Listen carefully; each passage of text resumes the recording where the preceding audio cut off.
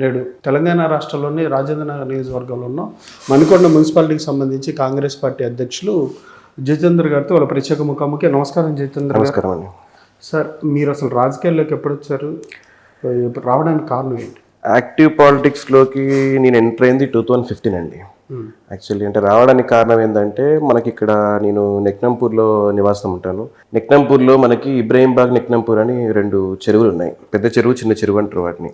So ఆ చెరువులు వల్ల, డ్రైనేజ్ వల్ల పైనుంచి వచ్చి మొత్తం అప్ స్ట్రీమ్ అంతా కూడా ఇక్కడే డ్రైనేజ్ వస్తుంది. దానివల్ల విపరీతమైన దోమల సమస్యతోని ఇక్కడ మేము ఉన్న కాలనీ వాసులు అందరం చాలా సఫర్ అయ్యేవాళ్ళం. ఆ సఫర్ అయినప్పుడు అది బీఆర్ఎస్ గవర్నమెంట్ ఉండే. బీఆర్ఎస్ గవర్నమెంట్ అప్పుడు కూడా మేము చాలా ప్రెజర్ చేసాం. ఆ డెవలప్మెంట్ వర్క్స్ కావాలి, కొంచెం చెరువుని శుద్ధి చేయండి, లేకపోతే మాకు ఈ దోమలతోని డెంగ్యూ, మలేరియా లాంటి ఫీవర్ చాలా ఇబ్బంది జరుగుతుంది, అటువంటి సమస్యకు పరిష్కారం కావాలి అని చెప్పేసి మేము చాలా పోరాడినాం. అంటే మేము చుట్టుపక్కల కాలనీ వాసులు అందరం, ఫ్రెండ్స్ అందరం కలిసి ఒక గ్రూప్గా ఏర్పడి నెక్నంపూర్ డెవలప్మెంట్ సొసైటీ, లేక్ డెవలప్మెంట్ సొసైటీని ఒకటి ఏర్పాటు చేసుకొని ఒక క్రియాశీలకంగా పనిచేసి ఒక 100-200కి పైగా మీటింగ్లు పెట్టి గవర్నమెంట్తో కొట్లాడి, అప్పుడు కేటీఆర్ గారు మినిస్టర్ ఉండే హెచ్ఎండి. సో ఆ కొట్లాడి మేము సాధించుకున్నాం. అది యాక్చువల్లీ అసలు ఆర్గనైజేషన్కి వచ్చారా లేకపోతే పార్టీలో పని? లేదండి, నేను కంప్లీట్ ఇండివిజువల్గానే వచ్చాను. అప్పుడు ఇండివిజువల్గా మేము సొసైటీ తరఫున మేమందరం గ్రూప్ అందరం కలిసి నెక్నంపూర్ లేక్ డెవలప్మెంట్ అండ్ సొసైటీగా తీసుకొని మేము పనిచేసాం. అప్పుడు ఏ పార్టీలతో మాకు సంబంధం లేకుండానే పనిచేసాం. అప్పుడు అన్ని పార్టీలను కలుపుకున్నాం, అన్ని పార్టీలు లీడర్లను కలుపుకొని పోయినాం, లోకల్ సర్పంచ్ అని, ఎమ్మెల్యే గారిని, ఎంపీ గారు అందరినీ కలుపుకొని పోయి మేము ఆ పనికి డెవలప్మెంట్కి అప్పుడు 28 కోట్లు మేము చాలా కష్టపడి శాంక్షన్ చేసాం. అప్పుడు బీఆర్ఎస్ గవర్నమెంట్లో మీకు గుర్తుంటే అప్పుడు వాళ్ళు లేక్ డెవలప్మెంట్ సొసైటీస్ అని, లేక్ డెవలప్మెంట్ దానికి సీఈఓ భారతీ హోలికర్ గారిని సీఈఓగా పెట్టి సీఈఓ ఆఫ్ లేక్స్ అని చాలా పెద్ద ఆర్గనైజేషన్. అదంతా జరగడానికి కూడా పునాది మేమే. మా దగ్గర మేము పడ్డ మా శ్రమకి, మేము చేసిన మీటింగ్లకి కాకుండా మేము జనాల్లో అవేర్నెస్ తీసుకురావడానికి 5K రన్ అని, కైట్ ఫెస్టివల్ అని, లేడీ ఎంపవర్మెంట్ అని చెప్పి ప్రోగ్రామ్స్, చాలా ప్రోగ్రామ్స్ టేకప్ చేసాం. చాలా ప్రోగ్రామ్స్ టేకప్ చేసుకొని మేము గవర్నమెంట్లో ఒక మూవ్మెంట్ తీసుకొచ్చాం. అప్పుడు ఎంపీ విశ్వేశ్వరరెడ్డి గారు ఉండే, బీఆర్ఎస్లో ఉండే, ఎమ్మెల్యే గారు ఉండే, ప్రకాష్ గౌడ్ గారు ఉండే, కేటీఆర్ మినిస్టర్ ఉండే, ముగ్గురిని కోఆర్డినేట్ చేసుకొని చాలా కష్టపడితే మేము చేస్తే ఫస్ట్ శాంక్షన్ అయింది మాదే. 28 కోట్ల రూపాయలు శాంక్షన్ అయింది. శాంక్షన్ అయిన తర్వాత వాళ్ళు డ్రైన్ డైవర్షన్ పనులు కూడా మొదలు పెట్టారు. సో మేము అప్పుడు అందరం చాలా హ్యాపీగా ఫీల్ అయినాం. ఓకే, ఇంత మేము పడ్డ కష్టానికి ఒక ఫలితం దక్కింది, ఒక మూమెంట్ అయితే వచ్చింది. ఎందుకండి అవేర్నెస్ ఎలా వచ్చింది? ప్రాపర్గా ప్రభావం ఉందా? ప్రభావం అంటే ఏం లేదని మా ఫాదర్ ప్రభావమే. నేను యాక్చువల్లీ మాది వరంగల్ ప్రాపర్. మా ఫాదర్ వరంగల్ ఎక్స్ జిల్లా పరిషత్ చైర్మన్ చేసింది, స్టేట్ సివిల్ సప్లైస్ డైరెక్టర్గా చేసిండ్రు. అయినా నేను రాజకీయాల్లో నేను దూరంగానే ఉండేది, నా పని నేను చూసుకుంటే. వరంగల్ జిల్లా పరిషత్ చైర్మన్ చేసిండ్రు. నేను పార్టీలకు అతీతంగానే పనిచేశాను. నేను కేవలం ఇక్కడికి వచ్చిన తర్వాత కూడా మా పని ఉండేది, కానీ ఈ దోమలు ఇవన్నీ చూసి చేసుకోలేక అప్పుడు ఒక యాక్టివ్గా మనం కూడా చేయాలి, కాంట్రిబ్యూట్ చేయాలి సొసైటీకి అన్నట్టు చేసాం అన్నట్టు. చేసిన తర్వాత ఈ శాంక్షన్ అయిపోయిన తర్వాత ఇవన్నీ జరిగిన తర్వాత కూడా పనులు స్టార్ట్ అయిపోయినాక మేము అందరం ఎవరి పనులలో వాళ్ళు పడిపోయి ప్రశాంతంగా ఉన్నాం. అంటున్నాక అప్పుడు ఎంపీ ఎలక్షన్స్ వచ్చినాయి 2018, ఇఫ్ ఐఎమ్ నాట్ రాంగ్. 2018లో ఎంపీ ఎలక్షన్స్ వచ్చినాయి. ఎంపీ ఎలక్షన్స్ వస్తే అప్పుడు ఏం చేసామంటే, మాకు చేసింది ఎవరు, ఎమ్మెల్యే ప్రకాష్ గౌడ్ గారు. అప్పుడు ఎమ్మెల్యేగా ఆయన సపోర్ట్ చేశారు, ఎంపీగా కొండ విశ్వేశ్వరరెడ్డి గారు చేశారు. అప్పుడు మేము ఏం చేసినాం, అప్పుడు అందరూ అంటే సొసైటీలో అందరూ ఏంటంటే అప్పుడు ఎమ్మెల్యే గారు చేసిందని ఎమ్మెల్యే గారికే సపోర్ట్ చేసింది చాలా వరకు. దాని తర్వాత ఎంపీ గారు వచ్చిందని చెప్పేసి ఎంపీనే పార్టీ మారారు విశ్వేశ్వరరెడ్డి గారు. ఆయన కాంగ్రెస్ పార్టీలోకి వచ్చారు. కాంగ్రెస్ పార్టీలోకి వచ్చినప్పుడు అందరం ఆబ్వియస్గా మాకు పనిచేసే వాళ్ళకే చూస్తాం, పార్టీలతో మాకు సంబంధం లేదు. ఆయన మాకు పని చేసిండు కదా అని చెప్పేసి మేము అందరం కూడా, అంటే most majority people travelled with Vishweshwar Reddy గారు. కానీ మీకు పనిచేసింది బీఆర్ఎస్ పార్టీ కదా అప్పుడు? తప్పకుండా, అందుకే కదా మేము అప్పుడు ఎమ్మెల్యే గారికి, ప్రకాష్ గౌడ్ గారికి చేసింది అందుకు కదా మేము. అంటే ఇప్పుడు పార్టీలకు సంబంధం లేకుండా మా ఆర్గనైజేషన్ అప్పుడు మాది, మాకు పార్టీ ఏ పార్టీతో సంబంధం లేదు. అప్పుడు చేసింది ప్రకాష్ గౌడ్ గారు కాబట్టి స్టేట్ ఎలక్షన్స్ తప్పకుండా ఆయనకు చేసినాం. దాని తర్వాత ఎంపీ ఎలక్షన్లు వచ్చేసరికి విశ్వేశ్వరరెడ్డి గారు చాలా కష్టపడ్డారు దానికి. అంటే ఆయన సొంత ఫండ్స్ కూడా ఖర్చు పెట్టి మాకు కొంచెం డెవలప్మెంట్ పనులు చేసిండు కాబట్టి మేము ఆయనకు సపోర్ట్ చేసాం. చేసినప్పుడు ఏమైందంటే, ఇది ఒక కక్ష సాధింపు చర్యలాగా కేటీఆర్ గారు దీన్ని చాలా పర్సనల్గా తీసుకున్నారు. పర్సనల్గా తీసుకొని చాలా అంటే అత్యద్భుతంగా అవుతుంది మా లేకు అన్న ఆశని నీళ్లు పోసేసి ఆ లేక్ పనులన్నీ ఆపేశారు. ఎందుకు ఆపారని చాలా ఫాలోఅప్ చేసినాం. ఎంత ఫాలోఅప్ చేసినా ఎవరి దగ్గర రెస్పాన్స్ లేదు. ఏం కారణం? మీరు ఇటువైపు రావడమేనా? నేను రావడం అని కాదండి, మామూలుగా ఏంటంటే హీ ఫెల్ట్ ఏంటంటే చీటెడ్. అంటే నేను ఇంత చేసినా కదా, ఆయన మాకు ఎంపీ ఎలక్షన్లో మాకు ఓట్లు వేయలేదు. ఎందుకంటే that was very tight election. Hardly 10,000-12,000 Ranjith Reddy గారు గెలిచిరు ఆ రోజు. చాలా టైట్ ఎలక్షన్ ఉండేది. సో ఆ టైంలో ఏమైపోయిందంటే, maybe they took personal. I'm not wrong. నేను పోయి పర్సనల్ చూసింది ఏం లేదు కానీ మేబీ పర్సనల్ తీసుకున్నారేమో, ఇంత మేము చేస్తే గవర్నమెంట్ నుంచి ఇంత సపోర్ట్ చేస్తే మాకు చేయరా అని చెప్పేసి. అది కాకుండా కూడా ఇంకో సమస్య ఏముండే అంటే బీఆర్ఎస్ పార్టీ మొదటి నుంచి కూడా మణికొండ మున్సిపాలిటీ వీకే ఉండే, అంటే అంత స్ట్రాంగ్ ఎప్పుడూ లేదు. నాకు ఇంటికి 2 విలేజ్ నెక్నంబూరు మణికొండ అట్లాగే ఉంటుంది ఫస్ట్ నుంచి కూడా అలా ఉండే. సో ఆ రీజన్ అనుకోండి, అంటే రెసిడెంట్స్ గ్రూప్ అందరూ ఇట్లా చేసింది అనుకోండి, what ever may be the reasons, they stop bills, they stop works, కంప్లీట్గా ఆపేసిండ్రు, ఎక్కడికెక్కడ అన్ని ఆపేసిండ్రు, లేవు. మళ్ళా మొదటికి వచ్చింది, చెరువు అంతా డ్రై చేసినాం, డ్రై చేసి డ్రైనేజ్ నీళ్ళంతా బయటకు పంపించి డీస్టిల్టింగ్ కూడా జరిగింది. అది జరిగినాక మళ్ళా అక్కడ యాక్చువల్లీ రాక్ఫిల్ బ్రిడ్జ్ లాంటివి కట్టి ప్యూరిఫైడ్ వాటర్ లేక్లోకి రావాలి, అవన్నీ కూడా మొత్తం ఆపేసిండ్రు, పనులు లేదు. మేము ఆ గవర్నమెంట్లో 4-5 years మళ్ళీ స్టార్ట్ చేసినాం ఫాలోఅప్. ఎన్ని చేసినా ఏం చేసినా ఫండ్స్ లేవు అనడం, ఏదేదో చెప్పడం. కానీ మా తర్వాత చెప్పుకున్న గండిపేట చెరువు అయింది, మాదాపూర్ లేక్ అయింది, అన్నీ అయిపోయినాయి. కానీ మాది మాత్రం అట్లా ఉన్నది. ఆ శిలాఫలకం ఇంకా అట్లే ఉంటుంది. ఆ శిలాఫలకాన్ని మేమే కాపాడుతున్నాం, దాన్ని ఏం కాకుండా అది చూపించాలి ఎప్పటికైనా అని చెప్పేసి అందరికీ అర్థం. ఇప్పుడు ఎందుకంటే ఏదండి ఎన్ని కోట్ల రూపాయలు ఇప్పుడు 28 కోట్లకి ఏమో చేసిందండి. మేబీ ఒక 5-6 crores వరకు కూడా చేసారు, చేయలేదంటే చేసారు. చేసి బాక్స్ డ్రైన్ కట్టేసి దాన్ని అక్కడికి వదిలేసి. సో ఆ టైంలో అట్లా వచ్చినప్పుడు నేను మన కస్తూరి నరేందర్ గారికి నేను అన్న దగ్గరికి ఇదే ఈ పని మీద దగ్గరికి వెళ్ళేవాడిని, చూసిన. సో ఆయన కూడా నన్ను ఎంకరేజ్ చేసేవాడు, అంటే నీ పనులు చేస్తుంటే యాక్టివ్గా ఉన్నా అని చెప్పేసి. అప్పుడు కూడా పార్టీ అఫిలియేషన్ లేకుంటే తర్వాత ఎంపీ ఎలక్షన్లు అయిపోయిన తర్వాత ఆయన నన్ను ఒకరోజు పిలిచి మాట్లాడితే నేను కూడా ఓకే మనము ఏదో ఒక వేదిక అయితే ఉండాలి, కొట్లాడాలి అంటే అన్న ఒక ఆలోచనతో. అప్పుడైతే కాంగ్రెస్ లేదు ఇక్కడ, కాంగ్రెస్ ఇక్కడ కాదు అసలు, ఇక్కడ తెలంగాణ రాష్ట్రంలో లేదు ఆపోజిషన్లు ఉంటేనే మన వాయిస్ గట్టిగా వినబడుతుంది అన్న ఒక ఆలోచనతో, ఒక మంచి లీడర్ దగ్గర ఉంటే మనం కూడా నేర్చుకోవడానికి 4 విషయాలు ఉంటాయి. మొదటి నుంచి కూడా రాజకీయ అవగాహన ఉంది కాబట్టి ఆ విధంగా నరేంద్ర అన్న దగ్గరికి వెళ్ళి నేను రాజకీయ అరంగేటం చేయడం జరిగింది. అంటే తర్వాత అంటే ఈయన కూడా పార్టీ మారి వెళ్ళిపోయారు, ఎంపీ గారు కూడా కొండారెడ్డి విశ్వేశ్వరరెడ్డి, కొండ విశ్వేశ్వరరెడ్డి గారు. మరి ఆయనతో పాటు అప్పుడు మీరు బీజేపీలోకి వెళ్ళాలి కదా, వెళ్ళారు ఏదండి ఆయనతో పాటు? లేదండి, అంటే బీజేపీ అంటే మీరు పొలిటికల్ గా మన టాపిక్ వచ్చాం కాబట్టి చెప్తున్నాను. అంటే నేను బీజేపీ భావజాలానికి కంప్లీట్ వ్యతిరేకం. అంటే నేను నా అప్బ్రింగింగ్ అనుకోండి, నేను పెరిగిన వాతావరణం కానీ, మాకు ఎప్పుడు కులాలు మతాలు ఇటువంటి డిస్కషన్ లేవు. నాకు అన్ని మతాల ఫ్రెండ్స్ ఉన్నారు, అన్ని కులాల ఫ్రెండ్స్, అందరితో చాలా బాగుంటాం మేము. ఇన్ఫాక్ట్ అంటే మాకు ఎప్పుడు కూడా బీజేపీ వాళ్ళు చెప్పే ఆ భావన కానీ ఆ భావజాలం కానీ ఎక్కడ నాకు ప్రజలలో కనబడలే. అంటే వాళ్ళన్న ఇతర మతాల దగ్గర నాకు ఎప్పుడు కనబడలే. నాకు కనబడిన దగ్గర వాళ్ళు చెప్పిరని చెప్పి నేను కాకుండా విశ్వేశ్వరరెడ్డి గారితో అంటే నన్నేమైనా పర్సనల్గా పిలిచిందని ఏం లేదు, కానీ డిస్కస్ చేసారు ఏది మారుతున్నప్పుడు, అంటే అవుట్ ఆఫ్ దట్ క్లోజ్నెస్ చేస్తే కూడా నేను. మీరు తర్వాత కంటెస్ట్ చేయలేదా? అయిపోయిన తర్వాత మున్సిపాలిటీస్ ఫామ్ అయినాయి. ఎగ్జాక్ట్లీ ఇదంతా ఎపిసోడ్ అయిపోయిన తర్వాత మున్సిపాలిటీస్ ఫామ్ అయినప్పుడు నాకు ఇక్కడ 9th వార్డులో కాంగ్రెస్ నుంచి టికెట్ ఇచ్చారు. కాంగ్రెస్ టికెట్ ఇచ్చేస్తే of course time was two short, but still అంటే నేను బెస్ట్ ఫైట్ పుట్ చేసిన కానీ 27 votes తోని ఐ లాస్ట్ ది ఎలక్షన్. అప్పుడు ఏమనిపించింది? ఎక్స్పీరియన్స్ అండి. అఫ్ కోర్స్ ఇప్పుడు అంటే ఆ షార్ట్ టైంలో నేను అంటే ఇంకొన్ని పొలిటికల్గా యాక్టివ్ ఉంటేనేమో నేను కంప్లీట్ అన్ని ఏరియాస్ కవర్ చేయాలన్న దృక్పథంలో ఉంటాం. మనం అప్పుడు రాజకీయంగా ఏం లేదు, మనం ఏదో డెవలప్మెంట్ వర్క్స్ కోసం తిరుగుతున్నాం తప్ప మనం ఎప్పుడు రాజకీయంగా ఆలోచన లేదు, అందరినీ కలుపుకోవాలి, అందరినీ గ్రూపులు ఫామ్ చేయాలి, ఇటువంటి ఆలోచనలు అప్పుడు లేదు మనకి. లేదు కాబట్టి అట్లా టైం చాలా షార్ట్ ఉండే. అప్పుడంతా కంప్లీట్ నరేంద్ర అన్న మీద, ఆయన చరిష్మా మీదనే ఎలక్షన్ నడిచింది, ఆయన దాని మీదనే మాకు ఓడిపోవడానికి కారణం కూడా అంటే ఆయన చేసిన కొన్ని అంశాలు కూడా చాలా వరకు బాగా పాపులర్ అయ్యాయి. ఆయన్ని మిమ్మల్ని డ్యామేజ్ చేసేంత వరకు పనిచేసే అంటారు, నిజమేనా? లేదండి, అబ్సల్యూట్ అట్లా జరిగేది ఉంటే మీకు తెలంగాణ మొత్తంలో ఉన్న మున్సిపాలిటీలలో ఏకైక మున్సిపాలిటీ కాంగ్రెస్. సరే బీజేపీతో అలయన్స్ అడుగుతారు మీరు అన్నా తెలుసు, కానీ అట్లా అన్నా కూడా హైయెస్ట్ సీట్స్ గెలిచింది కూడా మణికొండ మున్సిపాలిటీలో కాంగ్రెస్ గెలిచింది. కాంగ్రెస్ అంటే ఆ టైంలో మాకు మంత్రులు రాలేదు, ఎమ్మెల్యేలు రాలేదు, ఎవరు రాలేదు ఇక్కడ ప్రచారానికి. కేవలం ఆయన ఒక చరిష్మా మీదనే ఎలక్షన్ కొట్లాడి, మరి ఆయన చరిష్మా మీద ఎలక్షన్ కొట్లాడి, ఆయన చరిష్మా మీదనే గెలిచింది. 8 మంది ఆయన దాని మీదనే గెలిచిరు, ఓడిపోయినా ఓకే ఆఫ్ కోర్స్ గెలిపోవడం అన్నీ ఆయనకి అంకితం. దాని తర్వాత మీరు నరేందర్ గారు ఫాలోవర్ అయ్యారా? అవునండి. ఎందుకని? ఆయనలో నచ్చిన విషయం ఏంటి? ఒకటేనండి, ఇప్పుడు రాజకీయ నాయకులని మనం వివిధ రకమైన రాజకీయ నాయకులని నేను చూస్తూ పెరిగాను. నేను పొలిటికల్ ఫ్యామిలీ చెప్పాను కదా, నాకు అంత అంటే ఎమ్మెల్యేలతో ఎంపీలతో కూడా మేము తిరిగినాం, అన్నాక మినిస్టర్ల గారితో సహా అంత మనకు ఉంది కాబట్టి దాంట్లో నేను చూసానండి. అంటే ఇప్పుడు ఒకటి ఎక్కడ కూడా ఇంత ప్లేస్లో టీఆర్ఎస్ ప్రభంజనం సాగుతున్న టైంలో కూడా 4 సార్లు సర్పంచ్ గెలిచిందని. కంటిన్యూస్ గా. ఆ 5వ సారి కూడా ఏదో చిన్న డిస్టర్బెన్స్ వల్ల అది యునానిమస్ అయిపోయింది, అది ఎస్సీ రిజర్వేషన్ అయినప్పుడు అప్పుడు ఆయన పోటీలో లేడు కాబట్టి ఆయన కూడా 12 వార్డు మెంబర్లు ఆయన గెలిపించుకున్నాడు వాళ్ళ మనుషులందరినీ. ఆ సర్పంచ్ ఒకటి యునానిమస్ అయిపోయింది, క్యాండిడేట్ లాస్ట్ మినిట్ లో హ్యాండ్ ఇవ్వడం, ఇట్లాంటి కొన్ని ఇన్సిడెంట్ వల్ల జరిగిందంటే అట్లా కన్సిడర్ చేస్తే మీరు 5 టర్మ్లు ఆయన గెలిచిండు. దాని తర్వాత కూడా ఇప్పుడు మున్సిపల్ ఎలక్షన్స్ లో కూడా మళ్ళీ ఆయన విజయం సాధించారు. అంటే ఇప్పుడు ఆయన పబ్లిక్ తో ఉన్న కనెక్టివిటీ కానీ, ఇంకోటి ఏంటంటే ఇక్కడ అర్బన్ విలేజ్ అట్మాస్ఫియర్ కలిసి ఉంటాయి ఇక్కడ చాలా వరకు. ఎందుకంటే విలేజ్ పాత విలేజ్లే ఇవాళ ఈ కాలనీలుగా డెవలప్ అయినాయి.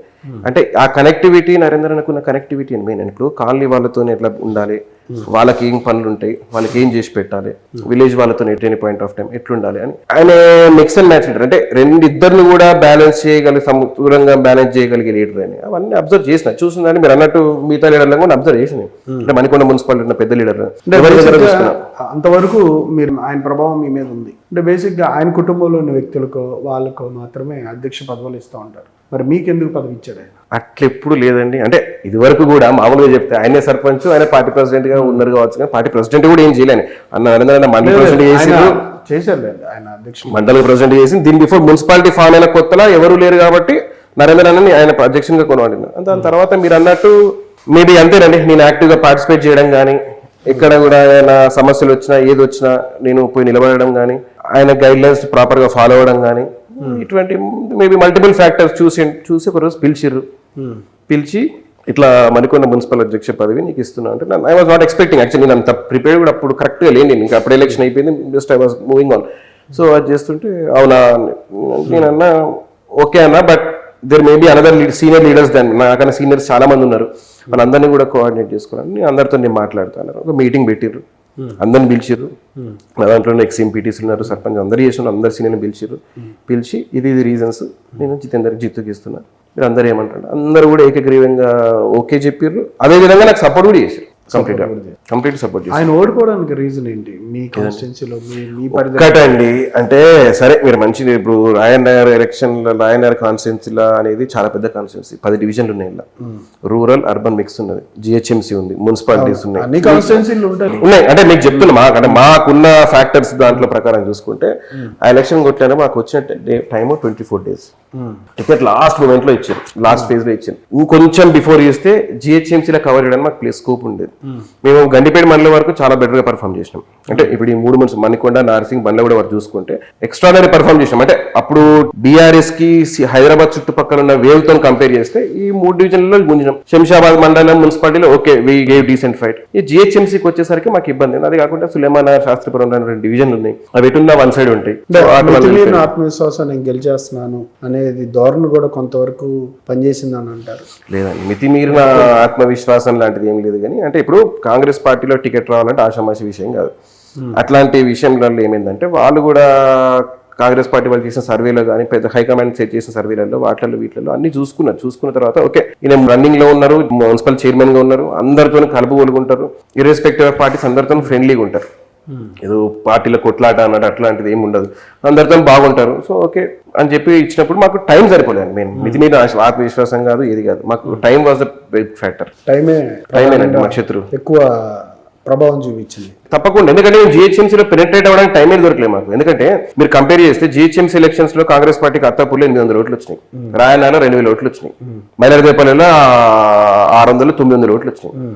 అటువంటి ఓట్ బ్యాంక్ ని మనం 1000 ఓట్ల బ్యాంక్ కన్వర్ట్ చేయాలంటే వీడ్ సమ్ టైం, అంటే ఆ పెనెట్రేషన్ కావాలి, జనాలతో కనెక్టివిటీ కావాలి, అవన్నీ కూడా కొంచెం మాకు డిలే అయిపోయింది. అప్పుడు అట్లా చేసుకుంటే రాయనగర్ డివిజన్ లో ఎక్సలెంట్ ఫైట్ ఇచ్చాం, మేము 2nd ప్లేస్ మేమే ఉన్నాం. మీరు ఇక్కడ అధ్యక్షులు అయిన తర్వాత ఇంతకు ముందు కూడా మీరు సామాజిక చైతన్య అంశాల మీద పోరాడారు. ఆ అంశాల మీద ఇప్పుడు ఏమైనా ప్రోగ్రెస్ ఏమైనా ఉందా? గతంలో ఏమో ఆ గవర్నమెంట్ డబ్బులు ఇవ్వలేదన్నారు, మీ గవర్నమెంట్ వచ్చింది, ఇప్పుడు కూడా ఆ లేఖలు 2 అట్లాగే ఉన్నాయి. మరి వాటి మీద మీ ఫైట్ ఏంటి? ఇప్పుడు అండి మీరు అన్న దాంట్లో చూసుకుంటే ఇప్పుడు ఆల్రెడీ మాకు గత ప్రభుత్వంలో మాకు రావాల్సింది 250 చిల్లర కోట్లు ట్రాన్స్ఫర్ డ్యూటీ ఫండ్స్ కానీ, స్టాంప్ డ్యూటీ ఫండ్స్ కానీ మాకు రావాల్సింది ఉండే. ఆ ఫండ్స్ అన్ని కూడా ఆ గవర్నమెంట్ ఏ మున్సిపాలిటీకి రిలీజ్ చేయలేదు, మాకే కాదు ఏ మున్సిపాలిటీకి రిలీజ్ చేయలేదు. కాంగ్రెస్ ప్రభుత్వం వచ్చిన తర్వాత సేమ్ రేవంత్ రెడ్డి గారు మా మణికొండ మున్సిపాలిటీకి 236 కోట్లు ఏమో రిలీజ్ అయినాయి ఐజీఆర్ఎస్ ఫండ్స్ కింద. 236 కోట్లు రిలీజ్ అయితే దాంట్లో 200 చిల్లర కోట్లతో పనులు పెట్టిన దాంట్లో మేము మెయిన్గా ఏం చేసుకున్నామంటే పంచవటికా నుంచి డ్రైనేజ్ వచ్చేదంతా కూడా మేము మొత్తం బాక్స్ డ్రైన్ గా తీసుకొని లేక్ కి టచ్ అవ్వకుండా తీసుకురావడానికి మేము ఆల్రెడీ ప్రయత్నాలు చేసినాం. ఆల్రెడీ టెండర్ కూడా శాంక్షన్ అయిపోయింది. అది 70-90 కోట్లతోనే టెండర్ కూడా ఫైనలైజ్ అయిపోయింది, రిలీజ్ కూడా అయింది. Maybe works very soon start అవుతాయి. ఆఫ్టర్ రెయిన్స్ తర్వాత మేము ఇనాగ్రేట్ చేస్తామని చెప్పారు. అది స్టార్ట్ అయిన తర్వాత అదే వాటర్ ప్యూరిఫై అవ్వడానికి ఎస్టీపీకి కూడా మేము ఆల్రెడీ ఇప్పుడు మూసీ ప్రాజెక్టులో కింద మేము మా కృషితోని మేము కూడా చెప్పుకొని మా దగ్గర కూడా ఒక ఎస్టీపీ వచ్చేటట్టు ఏర్పాటు చేసుకొని ఒక ఎస్టీపీ కూడా మేము రెడీ చేసాం ఆల్రెడీ. ఎస్టీపీ కూడా పద్మజ గారు హెచ్ఎంప్లెస్ వాళ్ళు చెప్పిన ప్రకారం ఒక ఎస్టీపీ కూడా మాకు శాంక్షన్ అయింది మాకు కూడా. సో ఆ వాటర్ అన్ని కూడా ఇక్కడ ప్యూరిఫై అయిపోయి వెళ్ళిపోతాయి కాబట్టి అప్పుడు మాకు సమస్య ఖచ్చితంగా తీరుతుంది. అంటే మీరు అన్నట్టు ఈ గవర్నమెంట్ లో అయితే ఈ సంవత్సరం మీరు ఎంతవరకు ఫాలోఅప్ చేశారు ఈ అంశాల మీద? చేసాం కాబట్టి కదా ఈ కార్యరూపం దాల్చిన ఇక్కడ వరకు. అంటే ఇప్పుడు టెండర్ శాంక్షన్ ఎవరు తీసుకొచ్చాం, ఫండ్స్ ఉన్నాయి, మీ పాత్ర ఉందా? ఉందండి తప్పకుండా. మేము మున్సిపాలిటీలో మా కమిషనర్ గారితో కానీ డి గారితో ఏ గారితో కానీ మేము మళ్ళీ ఇప్పుడు అందరితో మేము ఫాలోఅప్ చేయించుకొని చేసినాం. కాబట్టి మినిస్టర్ శ్రీధరబాబు గారి దగ్గర చాలాసార్లు వెళ్ళాం మేము. శ్రీధరబాబు గారి దగ్గర మా రిప్రజెంటేషన్స్ ఉన్నాయి. శ్రీధరబాబు గారు కూడా మా ఇన్ఛార్జ్ మినిస్టర్ కాబట్టి ఆయన కూడా ప్రత్యక్షంగా మాట్లాడిన వాళ్ళతో మాట్లాడి చేయించారు. కానీ బీఆర్ఎస్ పార్టీ మీ కాంగ్రెస్ పాలన మీదను దానికి సంబంధించి మణికొండ మున్సిపాలిటీ మీద మీ డివిజన్ అధ్యక్షులు వాళ్ళ డివిజన్ అధ్యక్షులు ప్రధానంగా చాలా ఆరోపణలు చేస్తూ ఉన్నారు. రోడ్డు ఆక్రమణకు సంబంధించి కావచ్చు, కబ్జాల విషయం కావచ్చు, ఈ 2 చెరువుల ద్వారా జరిగేటటువంటి విపరీతాల వల్ల ప్రజలు కూడా ఆరోగ్యపరంగా ఇబ్బంది పడుతున్నారు. అంటే రెగ్యులర్గా వాళ్ళు కంటిన్యూటీగా ఏదో ఒకటి చేస్తూనే ఉన్నారు. అంటే ప్రధానంగా కబ్జాల విషయం మీద మీరేమంటారు? దాన్ని కబ్జాలు అంటే ఒకటండి, ఇప్పుడు ఉన్న దాంట్లో మా దాంట్లో అయితే గిబ్జాలు చేసి అంత అవసరం పరిస్థితుల్లో ఎవరు లేరు. కబ్జాలు చేయాల్సిన అవసరం మాకు లేదు. వాళ్ళు ఏ కబ్జాలు చెప్తున్నారో వాళ్ళకే తెలవాలి. ఇక బీఆర్ఎస్ ఏంటంటే వాళ్ళకి తెలిసిందే కబ్జాలు. మామూలుగా బీఆర్ఎస్ పార్టీ అంటేనే కబ్జాల పార్టీ. ఇక వాళ్ళకి ఏంటంటే వాళ్ళకి తెలిసింది అదే కాబట్టి దాని మీద పట్టుకొని ఏదో కబ్జాలు అని ఇక్కడ కబ్జా చేసినట్టు ఇక్కడ ఒకటైనా ప్రూవ్ చేసిండ్రు. వాళ్ళ ఆరోపణలు అంటే ఒకటండి. ఇప్పుడు ఏమైపోయిందంటే ఇన్ఫాక్ట్ వాళ్ళ దాంట్లో ఉన్న బీఆర్ఎస్ లో ఉన్న పెద్ద నాయకులు కూడా అందరూ మూవ్ అయ్యారు. అందరూ కూడా కాంగ్రెస్ పార్టీలోకి వచ్చారు. ఇప్పుడు ఒక ఆర్గనైజేషన్ వాళ్ళ ప్రయత్నం వాళ్ళు చేసుకుంటున్నారు, దాన్ని మేము తప్పట్లేదు. డెమోక్రసీలో అందరికీ ఈక్వల్ రైట్ ఉంది. కొట్లాడమనండి, కొట్లాడితే తప్పేం లేదు. ప్రజా సమస్యలు లేవనెత్తమనండి, అందులో కూడా తప్పలేదు. కాకుంటే మీరు 10 సంవత్సరాలు ఏం చేయకుండా మనం ఇప్పుడు వచ్చి 2 సంవత్సరాలు కూడా కాలేదు, అప్పుడే వచ్చి అది కాలేదు ఇది కాలేదు అని మాట్లాడుతుంటే 10 సంవత్సరాలు వాళ్ళే ఉన్నారు. మినిస్టర్ వాళ్ళే, ఎమ్మెల్యే వాళ్ళే, ఎంపీ వాళ్ళే, అన్ని వాళ్ళే ఉండి మరికొండకి ఏం చేసిండ్రు అనేది వాళ్ళు నోటుకొని ఒకసారి చెప్పి. కార్తిక్ రెడ్డి గారు కూడా చాలా విషయాల మీద మాట్లాడారు.